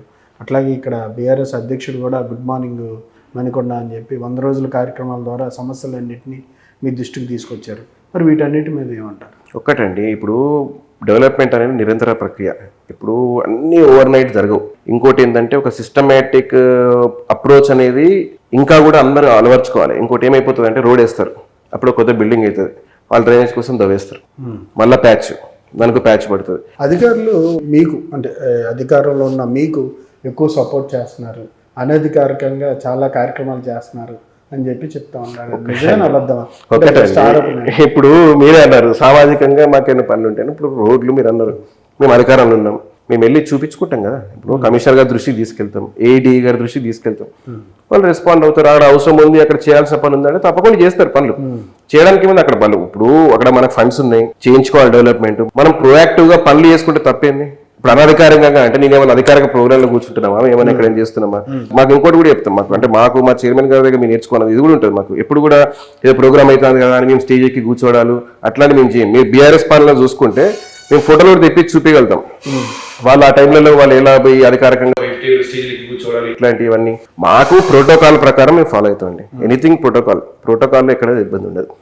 అంటే ప్రోటోకాల్ ప్రకారం వెళ్ళారా? అంటే మీది ఆల్రెడీ పదవీ కాలాలు అన్ని అందరూ అయిపోయిన తర్వాత కూడా మీరు చెప్పిన పనులే చేయడం అనేది? మీరు చెప్పిన ఏముందండి, ఎవరు చెప్పిన పని చేస్తారు. ఎక్స్ కౌన్సిల్స్ ఉన్నారు, వాళ్ళు ప్రపోజల్ పెట్టట్లేరా? వాళ్ళు పెట్టిన ప్రపోజల్ జరుగుతుంది కదా, ఆ పనులు కూడా జరుగుతుంది. మీరు వచ్చిన తర్వాత ఇక్కడ పార్టీని ఎంతవరకు డెవలప్ చేశారు? ఇప్పుడున్న పొజిషన్లో రేపొద్దున లోకల్ బాడీస్ కానీ ఏమైనా జరిగితే, ఒకవేళ జిహెచ్ఎంసీ విలీనం అంటున్నారు, ఒకవేళ అది కానీ జరగకపోతే ఏంటి పరిస్థితి ఏంటి? మేమైతే ఎక్స్పెక్టింగ్ అండి, మున్సిపాలిటీ ఎలక్షన్సే కనుక జరిగితే 20 వార్డులలో మేము ఓవర్ కాన్ఫిడెన్స్ పోతూ 14-15 గెలుస్తాం. మీరైతే మాత్రం 14-15 వరకు. ఏంటి అంత మార్పు ఏం తీసుకొచ్చారు మున్సిపాలిటీలో? ఏం లేదండి, ఇప్పుడు మేము చేసిన పనులే చెప్పుకొని వెళ్తాం అంతే తప్ప మేమేం పెద్ద ఏం చేశారు అని మీ కాన్ఫిడెన్స్ లెవెల్ కి సంబంధించి. అవునండి, ఇప్పుడు మున్సిపాలిటీ ఏం మార్పు చేయగలిగారు? 78 కోట్ల బడ్జెట్ ఉంది మనది, 78 to 100 crores బడ్జెట్ మనది. ఆ బడ్జెట్ లో ప్రతిదీ తీసుకొని మీరు అన్నట్టు ఇదివరకు మనకు ఒక 5 years బ్యాక్ చూసుకుంటే హెవీ రెయిన్స్ పడితే సెల్లార్ల వాటర్ తప్ప ఇక్కడ ఏం పరిస్థితి లేకపోయేది. మేము ఆల్మోస్ట్ 6 feet డ్రైనేజ్ లైన్స్ మొత్తం అన్ని మెయిన్ కండ్యూట్స్ అన్నిటికీ కూడా డ్రైనేజ్ లైన్ తీసుకుంటూ వెళ్ళిపోయినాం. ఇప్పుడు ఆ సెల్లార్ల బాధ తగ్గిపోయింది. అదే కాకుండా డ్రైనేజ్ ఇది వరకు మున్సిపాలిటీ ఫామ్ అయిన కొత్తలో ఇప్పుడు ఎగ్జాంపుల్ ఈ ఏరియా చుట్టుపక్కల చూసుకుంటే అన్ని 6 inch లైన్స్ ఉండే, అవి మినిమం రిక్వైర్మెంట్ బట్టి 1 feet 2 feet 3 feet అట్లా దాన్ని బట్టి రిక్వైర్మెంట్ బట్టి డ్రైనేజ్ లైన్స్ చేంజ్ చేసుకున్నాము. అదే కాకుండా రోడ్స్ కూడా డెవలప్ చేస్తూనే ఉన్నాం. ఇప్పటికి కూడా డెవలప్మెంట్ నిరంతరంగా చేస్తూనే ఉన్నాం. చేసిన పనులకి వాటికి మేము వెళ్ళి అడుగుతున్నాం. అదే కాకుండా మీరు పార్కులు చూసుకోండి, పార్కులన్నింటినీ కూడా అత్యద్భుతంగా ఇవాళ అన్ని పార్కులు కూడా చాలా బ్యూటిఫుల్ డెవలప్ అయినాయి. ఇప్పుడు పార్క్ డెవలప్మెంట్ అనేది మాకు ఇప్పుడు వేరే మున్సిపాలిటీస్ నుంచి వేరే దగ్గర నుంచి వచ్చి కూడా ఇక్కడ చూసిపోతున్నారు. అంటే ఆ విధంగా డెవలప్ చేసుకోవాలన్న ఒక ఉద్దేశంతో వాళ్ళు కూడా తీసుకెళ్తున్నారు అక్కడ. సో ఇటువంటి డెవలప్మెంట్ వర్క్స్ చేసినాము. పబ్లిక్ తో కనెక్టివిటీ ఉంటాం. ఇంకోటండి, పబ్లిక్ తోని ఎమోషనల్ బాండింగ్ కూడా చాలా ఇంపార్టెంట్. ఒక రాజకీయ నాయకునికి అనుకోండి, ఎవరికైనా అనుకోండి, ఎమోషనల్ బాండింగ్ ఇంపార్టెంట్. ఆ ఎమోషనల్ బాండింగ్ మేము మెయింటైన్ చేస్తాం. ఎందుకంటే we are always connected with people. మేమేమి వాళ్ళు చేసిన తర్వాత చూద్దాం తిరగ చూద్దాం అని వాళ్ళు ఏమైనా చెప్పారంటే మాకుంటే మేము అక్కడ చుట్టుపక్కల ఉంటే ఖచ్చితంగా వెళ్ళి ఆ సమస్యను అటెండ్ అవుతాం. వాళ్ళకంటే ఇది ఒకటే కాదు. ఇప్పుడు ఒకటండి, రెసిడెంట్స్ ఇక్కడ ఉన్న వాళ్ళందరూ కూడా నాలా నేను కూడా బయట నుంచి వచ్చాను. ఇక్కడ ఉన్న వాళ్ళందరూ కూడా ఎక్కడెక్కడ నుంచి డిఫరెంట్ పార్ట్స్ ఆఫ్ ఇండియా నుంచి వచ్చి సెటిల్ అయింది ఇక్కడ. అటువంటి వాళ్ళకి ఏమవుతుందంటే మీరు ఈ రోడ్డు డ్రైనేజ్ స్ట్రీట్ లైటే కాకుండా వీళ్ళకి చాలా ఏదైనా ఇష్యూస్ ఉంటాయి. మేబీ హాస్పిటల్ ఇష్యూస్ ఉంటాయి, ఏదైనా కార్పొరేట్ హాస్పిటల్ ఇబ్బంది ఉంటుంది, ఏదైనా చిన్న థెఫ్ట్ కేసెస్ రాను పోలీస్ డిపార్ట్మెంట్లో ఎక్కడైనా వాళ్ళకి ఎటువంటిది ఏదన్నా సరే మేము వాళ్ళతో కనెక్ట్ అయ్యే ఉంటాం ఎప్పటికి కూడా. మంచినీరు డ్రైనేజీ ఇందా మీరు చెప్పారు, కొత్త లైన్స్ అన్ని వేసాము, కొంతవరకు సలార్లు. తాగునీటి విషయంలో ఎట్లాంటి మార్పులు తీసుకొచ్చి? తాగునీటి విషయంలో అంటే అండి, ఇప్పుడు ఇది వరకు మీరు కంపేర్ చేసుకుంటే ఇక్కడ అల్కాపూర్ టౌన్షిప్ గురించి మాట్లాడదాం. మీకు అల్కాపూర్ టౌన్షిప్ లో మాకు నీళ్లు లేవని చెప్పేసి ధర్నాలు చేసిన రోజులు ఉన్నాయి. హెచ్ఎండిఎస్ ఆఫీస్ చుట్టుముట్టే రోజులు ఉన్నాయి. గ్రామ పంచాయతీ ముందు ధర్నాలు చేసిన రోజులు ఉన్నాయి. అటువంటి స్టేజ్ నుంచి ఇవాళ ఆల్మోస్ట్ ఆల్ లేన్స్ కి వాటర్ లైన్స్ కవర్ అయిపోయినాయి. అది మున్సిపాలిటీ హెచ్ఎండబ్ల్యూఎస్ రెండు కోఆర్డినేషన్ తో మేము చేసినాం. నీళ్లు ఉన్నాయి, ఇవాళ నీళ్లు బాగానే వస్తున్నాయి. ఇన్ఫాక్ట్ అంటే మీరు ఇక ఈ బిగ్ లైన్స్ కనెక్టింగ్ లైన్స్ వచ్చి అవి డ్యామేజ్ అయినప్పుడు 2-3 days. ఇంకోటి ఏమైతుంది అంటే ఇది హెవీ పాపులేటెడ్ ఏరియా. ఇది హెవీ పాపులేటెడ్ ఏరియాలో ఏమవుతుంది అంటే ఒక్క రోజు వాటర్ ఇంటరప్షన్ అయింది అనుకోండి, దట్ విల్ ఇంపాక్ట్ ఒక 1 week సైకిల్ ఇంపాక్ట్ అవుతుంది. సో అటువంటిప్పుడు అట్లాంటి కొన్ని సమస్యలు వచ్చి ఉండొచ్చు తప్ప మేము ప్రతి ఇంటికి వాటర్. గతంలో ఇవన్నీ గ్రామాలు ఇవాళ చూస్తే హైదరాబాద్కి చాలా పెద్ద రెండు కూడా ఇక్కడ నుంచి మణికొండ మున్సిపాలిటీ నార్సింగ్ నుంచే పాపులేషన్ పెరుగుతుంది. వీళ్ళు పెరుగుతున్న అనుగుణంగా మౌలిక సదుపాయాల కల్పన ఎట్లా జరగాలి, ఇప్పుడు జరుగుతున్నవే కరెక్టేనా, ఇంకా మీరు సూచించే అంశాలు ఏంటి? ఇది చాలా పెద్ద క్వశ్చన్ అండి యాక్చువల్లీ. అంటే ఇప్పుడు ఎందుకు అంటే ఇప్పుడు మనం బయట ఫారెన్ కంట్రీస్ చూసుకుంటే వాళ్ళకు ఒక స్పెసిఫికేషన్స్ ఉంటాయి. లెట్స్ సే ఒక 300 acre ఒక లేఅవుట్ ఉంది అంటే దాంట్లో ఎన్ని ఇళ్ళు నిర్మాణించాలి, ఎంతమంది జనాభా రావాలి, దాని తగిన విధంగా గవర్నమెంటే వాటర్ కానీ డ్రైనేజ్ కానీ ఎలక్ట్రిసిటీ కానీ ఎవ్రీథింగ్ గవర్నమెంట్ ప్రొవైడ్ చేసి పెట్టేస్తుంది అక్కడ. సో వాళ్ళకి దానికి అనుగుణంగా ఉంటారు కాబట్టి అక్కడ మనకి ఫైన్ ఉంటుంది. హైదరాబాద్ లాంటి మెట్రోపాలిటన్ సిటీస్లో ఇప్పుడు మేము చూసుకుంటే మన సగం తెలంగాణ పాపులేషన్ హైదరాబాద్నే ఉంటుంది. అంటే హైదరాబాద్ చుట్టుపక్కల ఉంటుంది. ఇంత పెద్ద పాపులేషన్ దాంట్లో కూడా మా సీఎం గారు కూడా ఇదివరకు చాలాసార్లు ఆరోపించారు గత ప్రభుత్వం మీద. ఒక ఎకరాకి 1,00,000 సేఫ్టీ వచ్చే ఒక హెచ్ఎండిఏలో దాంట్లో పరిధిలో ఉండేదాన్ని ఇవాళ హై రైజ్ పేర్లతోని 5 లక్షల సేఫ్టీ వరకు కూడా ఇస్తున్నారు ఒక ఎకరాకి. సో ఇస్తే మంచిదే, ఓకే, టాల్ బిల్డింగ్స్ డెవలప్మెంట్ సూచిక అంటారు, చూస్తే తప్పేం లేదు. కాకుంటే ఇక్కడ వచ్చిన సమస్య ఎక్కడ వస్తుంది అంటే ఇప్పుడు మీరు అన్న మౌలిక సదుపాయాలు ముందే అన్ని క్రియేట్ చేసిన తర్వాత ఇది చేస్తే ఇబ్బంది కాకపోయింది. ఇవాళ అవతార్ జంక్షన్ చూడండి ఎంత ట్రాఫిక్ జామ్ అయి ఉంటుంది, కంప్లీట్ జామ్. ఇప్పుడు దానికి ఇప్పుడు ఆల్మోస్ట్ రోడ్డు అంటే ఆ ఎస్టాబ్లిష్మెంట్ వచ్చి 5-6 years కాలేదు. ఇవాళ they are talking about flyover వేయాలి అంటున్నారు. అంటే ఆ ఫ్లైఓవర్ వేయాలి అంటే అంత దూరం ఎంత తొందరగా ఆలోచిస్తున్నామంటే ఓవర్ క్రౌడెడ్. అంటే ఇప్పుడు ఒక 4 acres లో ఒక గ్రామ పంచాయతీలో ఉండే పాపులేషన్ అంతా ఒక 4 acres లో మనం తీసుకొచ్చి పెడితే 4 acres లో 500-600 బిల్డింగ్లు వస్తాయి, 500-600 అపార్ట్మెంట్లు వస్తాయి, ఒక 500 కార్లు ఒకటేసారి బయటకు వస్తే ట్రాఫిక్ జామ్ కాకుండా ఏమవుతుంది. సో ఇటువంటి వాటి మీద మేము ఎప్పుడైనా కలిసినప్పుడు సరే మా సూచనలు తీసుకుంటాం లేదని కానీ మామూలు శ్రీరావు గారు అని ఇన్ఛార్జ్ మినిస్టర్లు కానీ ఇట్లా ఎవరైనా పెద్దవాళ్ళని కలిసినప్పుడు కూడా మేము ఈ పాయింట్స్ పెడుతుంటాం. సార్ ఇప్పుడన్నా మనమన్నా కొంచెం మార్పులు చేయాలి, కొంచెం డెవలప్మెంట్ అనేసి ఎక్స్పాన్షన్ కావాలి, సిటీ ఎక్స్పాన్షన్ అయ్యి డెవలప్ చేస్తే బాగుంటుంది. అందరిని ఒక దగ్గర పెడితే ఓవర్ క్రౌడ్ అయిపోతుంది. ఇప్పుడు చూడండి నెక్స్ట్ అక్కడ రాజపుష్ప అని ఎల్డారెడా అని ఇవన్నీ ఓపెన్ అవుతాయి. ఇవన్నీ ఓపెన్ అయిన తర్వాత ఇంపాసిబుల్ టు హ్యాండిల్. సో ఇటువంటి మీరు కూడా ఏమన్నా చెప్పి మా సూచనల వరకు చెప్తాం. కానీ మీరు అన్నట్టు మణికొండ వరకు చూసుకుంటే అంతేనండి, మీరు అన్నట్టు డ్రైనేజీలు అయితే మాత్రం మినిమం నెక్స్ట్ 5-6 years వరకు కూడా ఇబ్బంది లేకుండా డ్రైనేజ్ వ్యవస్థ అయితే ముందే నిర్మాణించి పెట్టినాం. అదైతే అట్లీస్ట్ అదైతే ఆలోచించి పెట్టుకున్నాం. 5-6 సంవత్సరాల వరకు మినిమం అండి. మినిమం అండి. ఎందుకు చెప్తున్నాను మినిమం అంటే ఇప్పుడు హై రైజ్ కమిటీస్ వస్తున్నాయి. సరే of course they will have STPs తో రీసైకిల్ అవుతాయి పోతుంటాయి కాబట్టి ఇప్పుడు మీ మేజర్ డ్రైనేజ్ అండి. ఇప్పుడు మెయిన్ లైన్స్ అన్ని కూడా 6 feet లైన్స్ తీసుకున్నాం. 6 feet లైన్ తీసుకుంటే డౌన్ ద లైన్ ఎంత పాపులేషన్ ఈ పాపులేషన్ కి ఆల్మోస్ట్ ఇంకొక డబల్ అయినా కూడా అది తట్టుకుంటుంది. సో అది జరగడానికి ఎంత టైం పడుతుంది అనే ర్యాపిడ్ గ్రోత్ అనేది మనం చెప్పలేకపో. కాబట్టి మీకు 5-6 అయినా యావరేజ్ చెప్తున్నట్టు లీస్ట్ వాల్యూ చెప్తున్నా మీకు. సో ఆ పాపులేషన్ డబల్ అవడానికి 10-15 years ఇందా 10-15 years తర్వాత వరకు తట్టుకుంటుంది. అది చూస్తారంట. ఇందిరా ఇల్లు మీ మున్సిపాలిటీ పరిధిలో ఎంతమందికి ఇచ్చారు, ఎట్లా ఉంది మీ పాలన మీద, సంక్షేమ అంశాల మీద మీ విశ్లేషణ ఏంటి? ఒకటండి, అంటే మీరు అన్న ఇప్పుడు మా పథకాలు కానీ అవి కానీ ఇక్కడ తీసుకునే వాళ్ళ సంఖ్య కూడా తక్కువ ఉంటుంది, ఇంకా అర్బనైజేషన్ అయిపోయింది కాబట్టి. బట్ అప్పటికి కూడా దాంట్లో కూడా మేము రేషన్ కార్డులు కానీ ఈ 200 యూనిట్ల కరెంటు కానీ 500 గ్యాస్ ఇటువంటి అయితే అందరికీ సమకూరినాయి. అంటే గ్రామాల్లో ఉన్నారు కదా, పాత గ్రామం అలాగే ఉంది కదా, అక్కడే ఉన్న తీసుకుంటా ఉంటారు కదా ఏదండి ఏ సంక్షేమ పథకాలు ఉన్నాయి అంటే రీచ్ అయ్యే వాళ్ళకి ఖచ్చితంగా రీచ్ అవుతున్నాయి. ఇప్పుడు రేషన్ కార్డులు ఉన్నాయండి, ఇప్పుడు రేషన్ కార్డులు రీచ్ అవుతున్నాయి. ఇప్పుడు ఎందుకంటే మేము రేషన్ కార్డు మీద సన్నబియ్యం ఇస్తున్నాం, దాన్ని చాలా అత్యద్భుతంగా జనాలు వాడుకుంటున్నారు. మేము కూడా చాలా మంచి ఇంప్లిమెంట్ చేస్తున్నాం, అక్కడ ఎటువంటి ఇబ్బందులు అయితే ఏం లేవు. అట్లాంటిది ఓవరాల్గా సంక్షేమం అయితే బాగుంది అంటారు. ఎవరు కూడా 100% చేయలేరండి, ఓవరాల్గా బాగానే ఉంది. ఓవరాల్గా మీకైతే మాత్రం ఎన్ని మార్కులు ఇస్తారు? ఈ డిస్టింక్షన్ ఇచ్చుకుంటామండి, 70% అయితే ఇచ్చుకుంటాం. 70% ఇచ్చుకుంటాం. మేమేమి అన్ని చేసినాము 100% అందాం కానీ 70% ఇచ్చుకుంటాం. 70% మాత్రం పరిపాలన అంశాలు అధికారుల సపోర్ట్ ఎట్లా ఉంది? బాగానే ఉందండి, అధికారులు సపోర్ట్ చేస్తా ఉన్నారు. సపోర్ట్ అంటే ఒకటే అండి, మేము ఏదైనా పాలనా విషయంలో ఉన్న సబ్జెక్ట్ మీద వెళ్తాం తప్ప వీటి మీద మాకేముంటుంది. మామూలుగా మేమనే కాకుండా మేము కానీ మా లీడర్స్ కానీ ఎవరైనా మా ఎక్స్ కౌన్సిలర్లు కానీ ఎవరైనా కూడా అంశాల వారిగా వాళ్ళ వార్డులలో ఇప్పుడు ఏమవుతుందంటే అండి, ఇప్పుడు మొన్ననే మున్సిపాలిటీ టర్మ్ అయిపోయింది, 8-9 months అయింది. 8 months అయినప్పుడు ఏమవుతుందంటే ఉన్న ఎక్స్ కౌన్సిలర్లు కానీ అక్కడ పోటీ చేసిన వాళ్ళు యాక్టివ్గా ఉన్న వాళ్ళు ఆ ఏరియాలో యాక్టివ్గా ఉన్న వాళ్ళు ఖచ్చితంగా వాళ్ళకు ఉన్న సమస్యల మీద పోరాడతారు. ఆ ఉన్న సమస్యల మీద అధికారుల దృష్టికి తీసుకెళ్తారు, అధికారులు కూడా అందరికి ఈక్వల్గా రెస్పాండ్ అవుతారు. ఇంకోటి ఇప్పుడు వాళ్ళు బీఆర్ఎస్ వాళ్ళు మా మీద ఆరోపణ చేసినట్టు వాళ్ళ ఓన్లీ వాళ్ళకి చేస్తూ వీళ్ళకి చేస్తుంటే 10 సంవత్సరాలు వాళ్ళు ఉన్నారు. నేను అంటే వాస్తవం చెప్తున్నాను. మున్సిపల్ చైర్మన్ మా నరేంద్ర ఉన్నాడు కాబట్టి మాకు ఎటువంటి అది లేదు. కానీ ఇప్పుడు మీరు వేరే ఏరియాలో చూసుకుంటే మీరు కనీసం కాంగ్రెస్ కార్యకర్తని మున్సిపల్ ఆఫీస్ లో కూడా అడుగుపెట్టినే లేదు. అటువంటి రాక్షస పాలన వాళ్ళు చేసి ఆయన మేము అనుకోండి, మా దగ్గర ప్రజాస్వామ్యం మా సీఎం గారు కూడా చెప్పారు, నేను అధికారంలోకి వచ్చినా కదా నేను ఇప్పుడు పోయి కేసీఆర్ వెనకాల కేటీఆర్ గారు వెనకాల పడతా అంటే అట్లాంటి కాదుకుంటా మనం చేయాల్సిన పనులు ఉన్నాయి, మనం ఇచ్చాల్సిన జనాలకు ఇచ్చిన కమిట్మెంట్లు ఉన్నాయి, వాటి మీద దృష్టి పెడదామన్నారు. మేము అందరం అదే దృష్టిలో ఉన్నాం తప్ప ఈ కక్ష సాధింపు రాజకీయాలు ఇట్లాంటివి మా దగ్గర ఉండవండి. ఎమ్మెల్యే గారి దగ్గర మీకు ఎట్లాంటి రేప ఉంది? ఏమైనా అంశాలు తీసుకెళ్ళినప్పుడు ఆయన ఏ విధంగా స్పందిస్తారు? లేదా నరేంద్ర మనిషి అని చెప్పి పక్కన పెట్టడం జరిగిందా? అటువంటిది మీరు నరేంద్ర గారి మనిషా లేదా ఎమ్మెల్యే గారి మనిషా? నేను కాంగ్రెస్ పార్టీ మనిషినండి, నేను కాంగ్రెస్ పార్టీ గారి మనిషిని 100% నేను ఎక్కడ తిన్నా చెప్తాను, నాకు ఇబ్బంది ఏం లేదు. ఎమ్మెల్యే గారు కూడా తెలుసు నేను నరేంద్ర అన్న మనిషిని అని తెలుసు, నరేంద్ర అన్న గారితో నేను ఉంటాను తెలుసు. అట్లా అని చెప్పి ఎమ్మెల్యే గారితో కూడా మాకు అంతే మంచి ర్యాప్ ఉంది. మాకు ఏమి అట్లా అంటే వాస్తవంగా కూడా ఇది వరకు కూడా మమ్మల్ని పెద్ద ఆయన ప్రత్యక్షంగా ఇబ్బంది పెట్టింది ఏది లేదు కాబట్టి మేము ఇక్కడ ఏ కార్యక్రమంకి వచ్చినా సరే పాత బీఆర్ఎస్ నాయకులు కాంగ్రెస్ లోకి వెళ్ళిన వ్యక్తులు మాత్రమే కనిపిస్తూ ఉంటారు ఆయన పక్కన.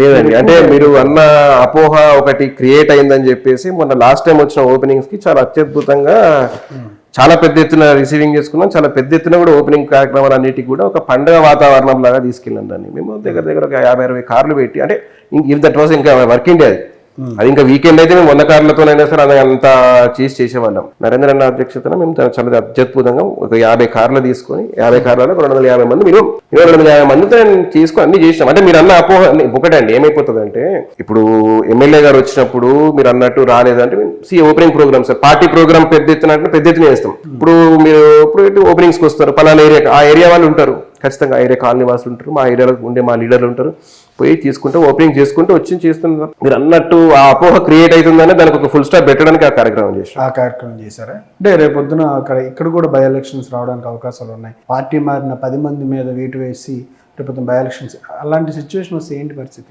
ఈ పార్టీ హైకమాండ్ డిసైడ్ చేస్తుంది, అంటే పెద్ద అంశాలు. ఇప్పుడు మీరు అన్న దాంట్లో ఒకటే నేను అనేది, ఒకవేళ వస్తే మీరు ఓటింగ్ కానీ లేదంటే వస్తే ఖచ్చితంగా అండి కాంగ్రెస్ పార్టీ అభ్యర్థి ఎవరున్నా కూడా కాంగ్రెస్ పార్టీ అభ్యర్థికి కృషి చేస్తాం, లీడ్ కూడా ఇస్తాం. ఇంకోటి మీరు అన్నట్టు మరి 10 మంది ఎమ్మెల్యేలు అన్నారు, పెద్ద అంశమే కావచ్చు, నా స్థాయి మించింది కావచ్చు. అంటే మీరు ఎంతవరకు సిద్ధంగా ఉన్నారు అనే విషయం మీద నేను ఆకొస్తున్నాను. మేము సిద్ధంగానే ఉన్నామండి. అంటే బై ఎలక్షన్ వస్తుందని మీరు అంటున్నారు కానీ ఇప్పుడు మరి బీఆర్ఎస్ వాళ్ళు అయితే మొత్తం అన్ని పార్టీల ఎమ్మెల్యేలను తీసుకొని గుంపు తీసుకొచ్చి పెట్టారు, వాళ్ళ పార్టీ జాయిన్ చేసుకున్నారు, అన్ని చేసుకున్నారు. అప్పుడు రాని ఎలక్షన్ ఇప్పుడు ఎందుకు వస్తారని మా ప్రశ్న. అప్పుడు రాని ఎలక్షన్ ఇప్పుడు ఎందుకు వస్తుంది? అప్పటికి రాజ్యాంగంలో ఏం మార్పులు జరిగినాయండి?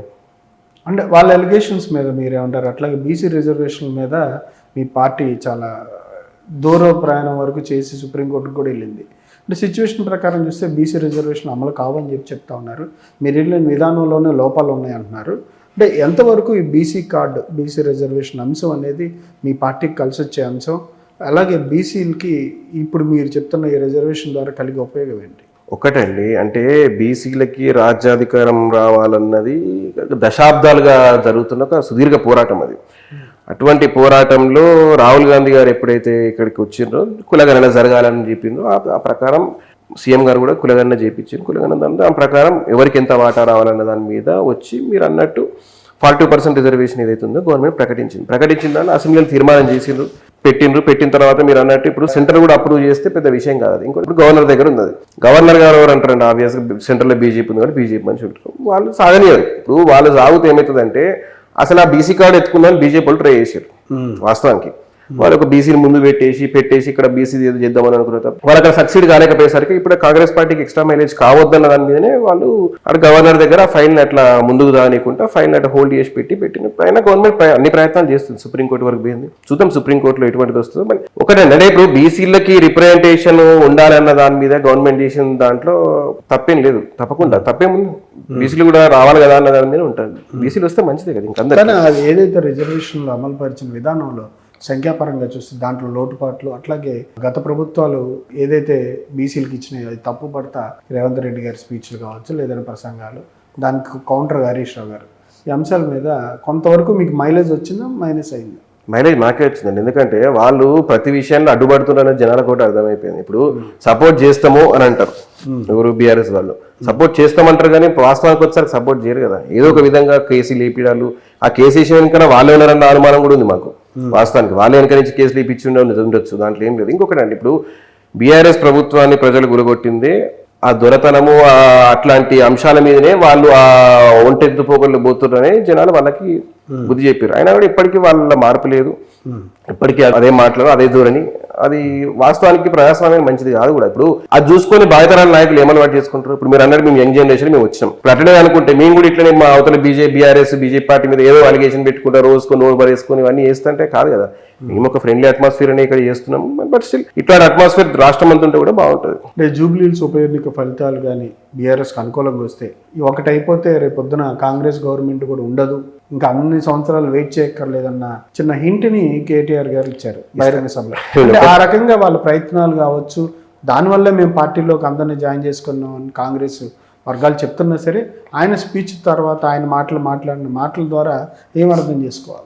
ఆయనను పట్టించుకునే రోజులు పోయినాయండి వాస్తవానికి కేటీఆర్ గారిని. ఎందుకంటే ఇప్పుడు ఒకటి కేటీఆర్ గారి అహంకారము ఆయన మాటలలో కనబడుతుంది. మేము పర్సనల్గా కూడా చూసినాం కాబట్టి మాకు తెలుసు. అంటే ఇక చెరువు విషయంలో 2-3 సార్లు కలిసినాం కాబట్టి ఆయన అహంకారం ఎట్లుంటుంది, ఆయన యాటిట్యూడ్ ఏంది మాకు అన్ని తెలుసు. ఇప్పుడు ఒకటండి, ఇప్పుడు మాట్లాడేటప్పుడు స్థాయి తగ్గట్టు మాట్లాడాలి. ఇప్పుడు నేను కొంత పెద్దల గురించి మాట్లాడితే కూడా పెద్ద విషయం కరెక్ట్ కాదు. కాకుంటే నేను ఒక సామాన్య కార్యకర్తగా అనుకోండి, లేకపోతే ఒక తెలంగాణలో ఒక పౌరుని లెక్క నేను అనాలిసిస్ చేసుకోవాలన్నప్పుడు వాస్తవంగా కూడా మేము ఇక్కడ గ్రూప్ ఆఫ్ ఫ్రెండ్స్ ఇక్కడ కూర్చొని మాట్లాడుకున్నప్పుడు ఆ డిస్కషన్ వస్తుంది. కేటీఆర్ గారు మాట తీరు కానీ ఇవన్నీ కూడా. ఇప్పుడు ఆయన ఏదో నోటికి వచ్చి చెప్తాడండి. ఒక ఎమ్మెల్యే సీట్ ఇప్పుడు వాస్తవానికి అక్కడ బీఆర్ఎస్ గెలిచే ఛాన్సే లేదు. 100% కాంగ్రెస్ ఆ సీట్ గెలుస్తుంది. సరే మీరు అన్న ప్రశ్న ప్రకారం ఒకవేళ గెలిస్తే అన్నదాన్ని గెలిస్తే సీట్ పెరుగుతుంది వాళ్ళకి, అంతే కదా. వాళ్ళ సిట్టింగ్ సీట్ అది వర్స్ట్ కేసు సీట్ వాళ్ళ సిట్టింగ్ సీట్ అది. వాళ్ళకు పట్టున్న సీట్ 3 సార్లు వరుసగా గెలిచిన సీట్ అది. అట్లాంటి సీట్ల కాంగ్రెస్ గెలుస్తుంది ఆడ, వాళ్ళు ఎటువంటి అనుమానం లేదు. గెలిచినా దాంతో ప్రభుత్వం ఎట్లా కూలుతుందండి? అంటే మీరు ప్రజాస్వామ్యాన్ని కూని చేసేది మీరు పెట్టుకొని వచ్చి 10 మంది ఎమ్మెల్యేలు అటుపేరు అని మీరు మాట్లాడుతున్నారు, కానీ మీరు చేసే పని ఏంది? ఎట్లా కూలుతుంది కాంగ్రెస్ ప్రభుత్వం? అంటే కాంగ్రెస్ లో వాళ్ళని కొనుక్కుంటారా? అంటే వాళ్ళ ఉద్దేశం అదా? వాళ్ళ ఉద్దేశం అదే అంటారా? అంటే మీరు చెప్తున్నా ఆలోచన. ఇప్పుడు మీరు అడిగిన ప్రశ్నకి ఇప్పుడు కాంగ్రెస్ ప్రభుత్వం ఒక సీటు పోతుంది అని అంటే ఎట్లా పోతుంది అని చెప్పి అది కూడా చెప్పాలి కదా. ఇప్పుడు ఆయన మాటలలో, కేటీఆర్ గారి మాటలలో పోతుంది ఎట్లా పోతుంది అంటే దానికి ఉంటుంది, ఒక అంశం ఉంటుంది కదా, ఎట్లా పోతుంది? మీకు ఇక్కడ మీ మున్సిపాలిటీలో కాంగ్రెస్ బీజేపీ కలిసి పరిపాలన చేశారు 5 సంవత్సరాలు, ఎక్కడ లేని విధంగా. ఇప్పుడు కూడా అట్లా కొనసాగుతున్నారా? అట్లేం లేదండి, ఓవర్ పార్టీ విధానం వాళ్ళది.